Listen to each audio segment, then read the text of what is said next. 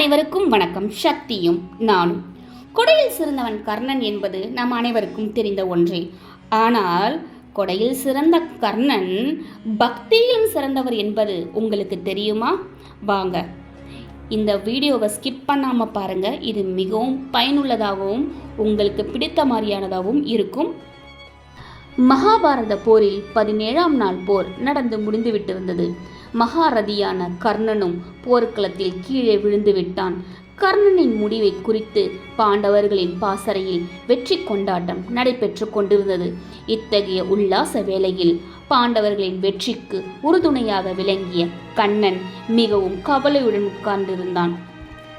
அவருடைய வாய் அடிக்கடி இன்று இந்த மண் உலகத்தில் இருந்து தலை சிறந்த கொடையாளி மறைந்துவிட்டான் என்று முணுமுணுத்து கொண்டிருந்தது.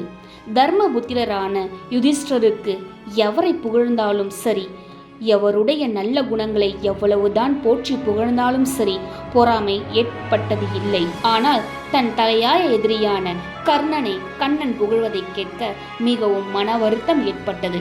எனவே அவன் முகத்தை தொங்க விட்டபடி அமர்ந்திருந்தான். அர்ஜுனனின் நிலையை கண்ட கண்ணன் அவனிடம் அர்ஜுனா, உன்னை பார்த்தால் நான் கர்ணனை அனாவசியமாக புகழ்வதாக நீ நினைப்பது போல் தோன்றுகிறது. ஒரு காரியம் செய். நீ இப்போது என்னுடன் வா. தொலைவில் நின்று கொண்டு நடப்பதை கவனி. கொடையாளியான கர்ணன் இன்னும் இறந்து போகவில்லை. அவனுடைய உயிர் ஊசலாடி கொண்டிருக்கிறது. இப்போது இந்த நிலையிலும் கூட அவனுடைய கொடைத்தன்மையை காணலாம் என்றார். இரவு ஆகிவிட்டிருந்தது. யுத்த பூமியில் பிணம் தின்னும் நரிகளின் ஆட்சி நடைபெற்று கொண்டிருக்கிறது. இங்கும் அங்குமாக சிலர் வேதனையுடன் முணங்கிக் கொண்டிருக்கிறார்கள். போர்க்கருவிகளின் உடைந்த பாகங்கள், அம்பு துண்டுகள், பிணக்குவியல்கள், இரத்தத்தால் சேரான தரை ஆகியவற்றினால் அந்த இடம் மிகவும் பயங்கரமாக காணப்பட்டது.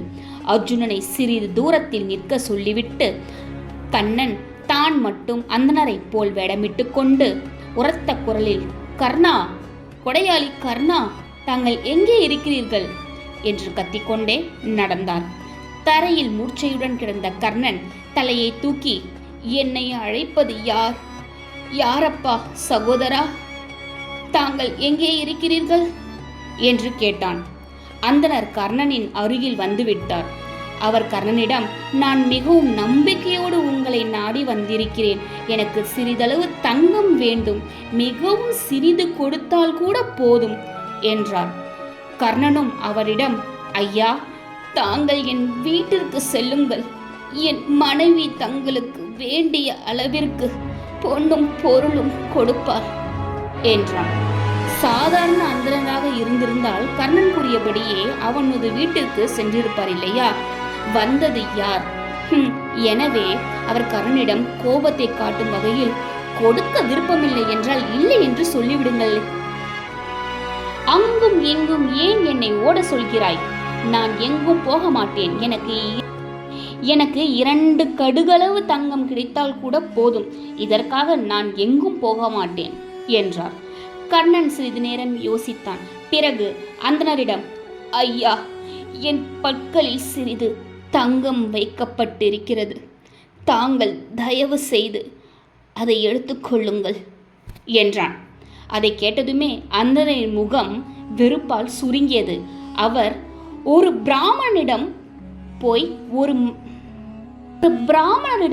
ஒரு மனிதரின் பல்லை பிடுங்கிக் கொள் என்று சொல்ல உனக்கு வெட்கமா இல்லை என்று கோபத்துடன் கேட்டார். கர்ணன் என்ன செய்வான்? இங்கும் அங்கு பார்த்தான். அருகில் ஒரு சிறு கல் காணப்பட்டது. அப்படியோ இப்படியோ என மிகவும் கஷ்டப்பட்டு அந்த கல் இருக்கும் இடம் வரை தன் உடலை இழுத்து கொண்டு சென்றான். கல்லின் மீது பல்லை வைத்து இடித்தான். பற்கள் உடைந்து விட்டன.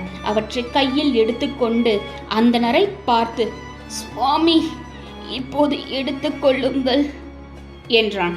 அதை பார்த்த அந்தனர், சீச்சி, இரத்தத்தில் தோய்ந்த புனிதமற்ற எலும்பு என்று கூறியபடி 2 அடி பின் வாங்கினார். கர்ணன் மிகவும் கஷ்டப்பட்டு கத்தியால் தங்கத்தை மட்டும் பற்களிலிருந்து சுரண்டி எடுத்தான். அப்படியும் அதை ஏற்றுக்கொள்ள அந்தனர் மறுத்துவிட்டார். கர்ணன் அவரிடம் வில்லை எடுத்துக் கொடுக்குமாறு கேட்டான். அதற்கு அவர் முடியாது என்று சொல்லிவிட்டார். மறுபடியும் கர்ணன் தரையில் தன் உடலை இழுத்தபடி வில் இருக்கும் இடத்திற்கு சென்றான். மிகவும் கஷ்டப்பட்டு அவன் தன் தலையால் அழுத்தி வில்லில் பானத்தை வைத்து வர்ணாஸ்திரத்தை விட்டான். உடனே அதிலிருந்து உண்டான மழையால் கர்ணனின் கையில் இருந்த பற்கள் இரத்தம் நீங்கி தங்கம் சுத்தமாக கழுவப்பட்டு விட்டது. இப்போது கர்ணன் மிகவும் சிரத்தையோடு அதை அண்ணனிடம் நீட்டி, ஏற்றுக்கொள்ளுங்கள் என்று வேண்டினான்.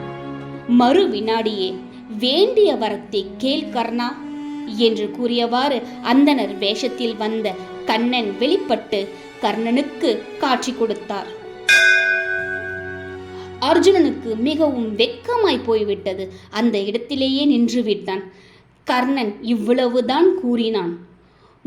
உலகிற்கும் அதிபதியான தாங்கள் என் உயிர் பிரியும் இந்த வேளையில் இங்கு வந்திருப்போது நான் என்ன வரத்தை எதற்காக கேட்க வேண்டும்? உடனே கர்ணனின் உயிர் கண்ணனின் திருவடிகளில் தலையை வைத்தபடியே பிரிந்துவிட்டது. கொடையாளியான கர்ணன் பக்தியிலும் சளைத்தவனல்ல என்பது எவ்வளவு தெளிவாகிறது. நன்றி. இந்த பதிவை பார்த்த அனைவருக்கும் மிக்க நன்றி. இதை உங்கள் நண்பர்களுக்கும் கண்டிப்பாக ஷேர் பண்ணுங்க, சப்ஸ்கிரைப் பண்ணுங்க, லைக் பண்ணுங்க. நன்றி.